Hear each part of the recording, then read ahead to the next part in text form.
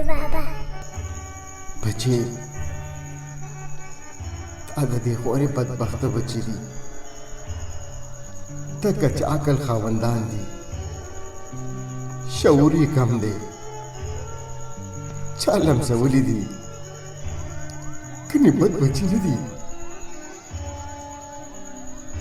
دا وګوره خپل ګلورین وطن ورانوي، خپل ځان په خپله په کاڼولي. څومره ښکلي ځوانان دي، د خپل مستقبل نه ناخبره. خدای خبر چې ژوندي به هم کور ته لاړ شي او که نه. داسې کوي چې یو بل په کاڼولي، خپل سر په خپله ماتوي، خپلې مټې د خپل ځان نه په خپله پرې کوي. علي بابا زه ته یې ور ورته کو. دا د ژوندي کام نښه نه ده، دا باضمیره کام نه بې ضمیره کام دی. دا د وطن خواخوږي نه دي، دا د نستوړي ماران دي. دا زموږ وطن ورانوي، دا ګلورین وطن راله په ګلو سورې سورې کوي، سوځوي یې راله. بچې د دوی مخه به نیول وي، کنې دا وطن به راله لوټ کړي. دا لوګي، دا اور، دا لمبې، هر څه یې تعالی طرحه کړ. یا الله خیر، د ګلونو پېښور یې راله د ترخو لوګو نه ډک کړو. هاي دشمنه مخ دې ورک شه. بابا ډزې شوې، اوس به څه چل کېږي؟ هر څه وړم بچې، پته نشته چې ته چا اجل راغلی دی. نن به څومره میندې بورې شوي، څومره بچي به یتیمانان شوي، څومره خویندې به کونډې شوي. بس کوي، بس کوي، نورې ډزې مه کوه، کنې دا زړه مې چوي.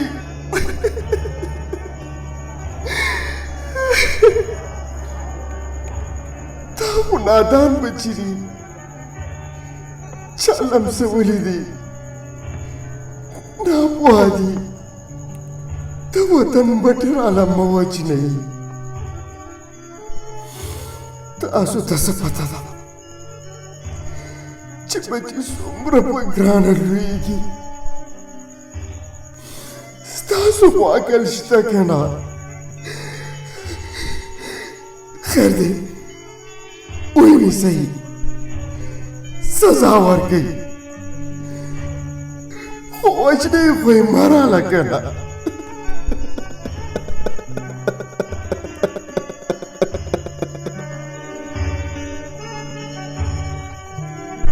الله، دا وګوره څومره د ګل په شان بچی دی، سما یې ونه منل که نه؟ مړی پر حاله ځوان یې مرګ شو. الله مور ته صبر ورکړي، الله د دشمن کور روان کا. تا وګوره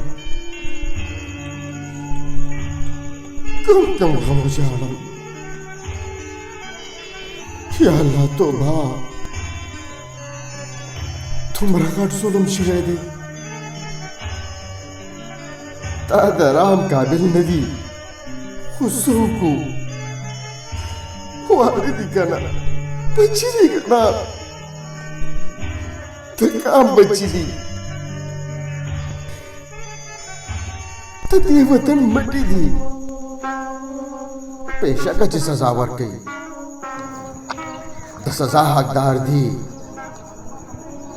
خو هغه څوک چا چې دا ګلان دې کار ته راپارولي دي، هغه د سزا حقدار دي. زما د وطن بچي هر څه کولی شي خو د خپل وطن سره بېایماني کله نشي کولی. په خپل وطن ځان قربانوي خو وطن تالا ترغه کېدو ته نه پرېږدي.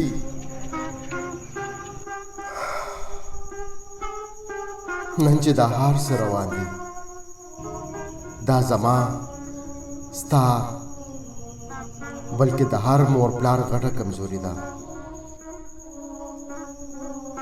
چې موږ بچي ناپوهه لوی کړل. دا بچي پوهه غواړي او پوهه ورکول د مور پلار ذمہواري. تعلیم، روزګار او انصاف ورکول د ریاست ذمہواري ده. ګنې نو بیا به نه ریاست وي او نه سیاست.